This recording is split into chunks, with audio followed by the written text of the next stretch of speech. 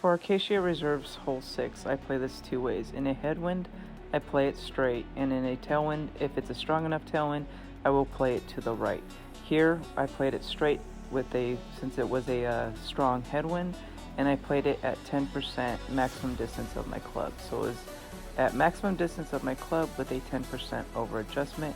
You're going to use max top spin, max right spin, and then overpower a little bit if you need to in a strong headwind, and then bounce your shot over to the next fairway.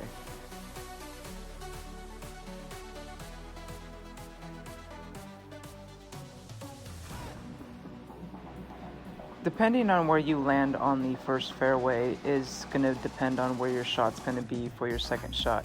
You can usually play to the left up near the green if you get up far enough, or you're going to do what I'm doing here, which is bounce below and bounce it up to the green. I play this at 1-to-1 basically. It's a 1 win per ring adjustment, and then I use a little bit of either backspin or topspin depending on how far I get up, and then I use about a ball and a half of curl to curl it around and get myself up onto the green.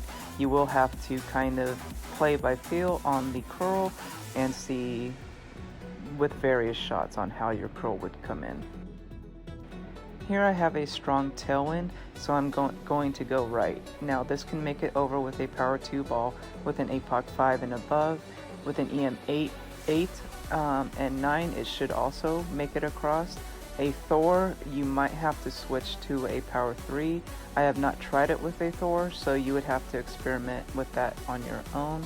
So I do about 3 bars of top spin, 3 bars of right spin, and try and get myself to go up between that sand bunker and the rough on the left. So here I did do a 10% over adjustment as I made my shot, and then pushed up to max and then full overpower over to the next fairway. This set me up for a nice long iron shot to the hole.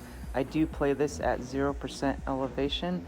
Now what I would suggest is that if you have a grizzly of level 7 or 8, I would suggest you using that instead of the Goliath. Now if you're comfortable with the Goliath, go ahead and by all means use it, but I found on Tour 9 that the Grizzly is actually a really good club to use for Tour 9.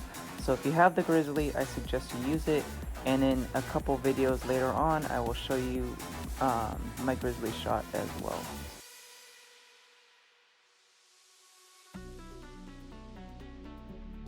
Also, you need to be very careful with this shot because the green does slope down in the back, so you do need to use a little bit more backspin when you take this shot so that it doesn't roll too far down to the back of the fairway.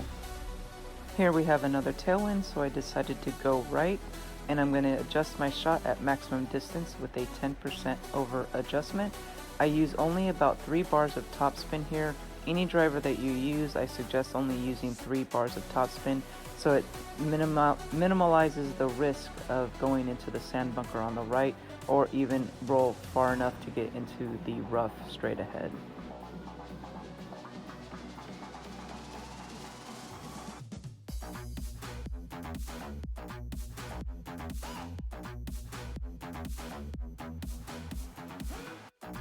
Here it set me up for a nice grizzly shot. I finally put my grizzly in my bag.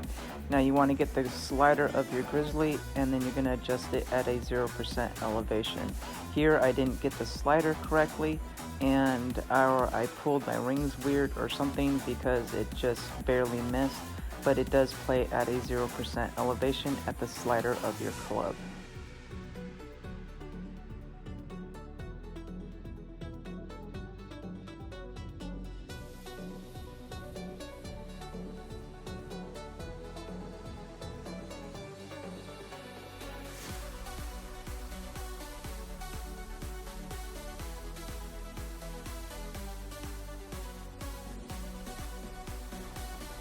Here we have a headwind crosswind type scenario, so I decided to go left.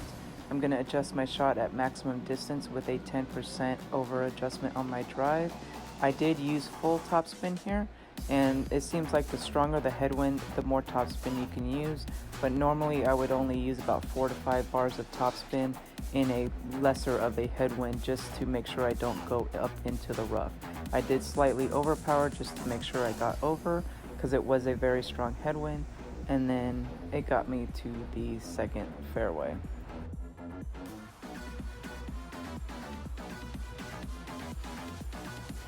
I got up far enough to where I could play on the left-hand side of the fairway instead of curling it around from the right-hand side.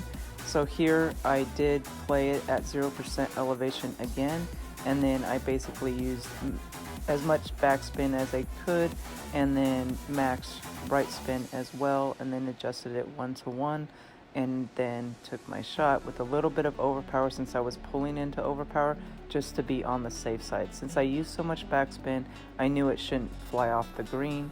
So it's up to you on how you would like to play that, but that's another option you can play as well. Hardly anybody in a headwind scenario will albatross this hole, so just get it to the green, take your eagle, and take it to a shootout. Most of the time people will try and blast it over and end up into the sand or into the rough. Here we have a nice tailwind again, so I'm going to adjust my shot at maximum distance with a 10% over adjustment.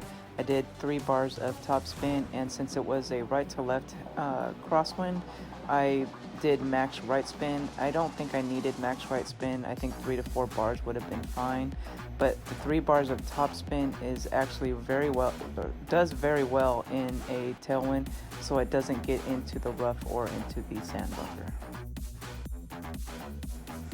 The lesser of the headwind, the farther back you'll be, so this put me into a nice sniper range, or wood range basically. So I could have played this at a long iron range, but I decided to push up a little bit on my sniper and play at min distance of my sniper, and then spin my ball to the hole, and I adjusted it at 0% elevation.